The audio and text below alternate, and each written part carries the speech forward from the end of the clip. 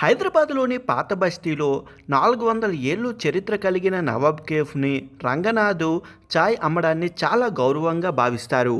కానీ అతని కొడుకు అది ఇష్టం ఉండదు. ఇంజనీరింగ్ చదివి అమెరికా వెళ్ళి కోట్లు కోట్లు సంపాదించాలి అనుకుంటాడు. ఈ క్రమంలో ఒక సంఘటన జరగడం, ఇకన చివరకు కేఫ్ని ఎలా కాపాడుకున్నాడు అనేదే కథ. రాజీవ్ కనకాల తండ్రి పాత్రలో చాలా సహజంగా నటించారు.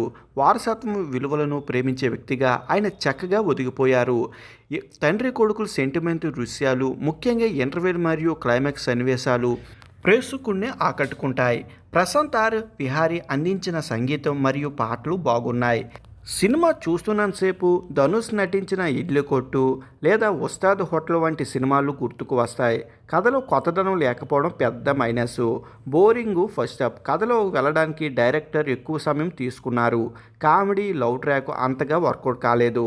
ఇక చైతన్య కృష్ణ పోషించిన విలన్ పాత్ర అయితే అతని మోటివ్ చాలా పాత పద్ధతిలో ఉంటుంది. ఇక నవాబ్ కేఫ్ ఒక సాధారణ ఎమోషనల్ డ్రామా. పాత కథేమి కాదు, కానీ ఇరానీ చాయ్ బ్యాక్డ్రాప్లో మళ్ళీ చెప్పే ప్రయత్నం చేశారు. మీరు రొటీన్ ఫ్యామిలీ సెంటిమెంట్లు చూస్తే ఇష్టపడితే ఈ సినిమా బాగా నచ్చుతుంది.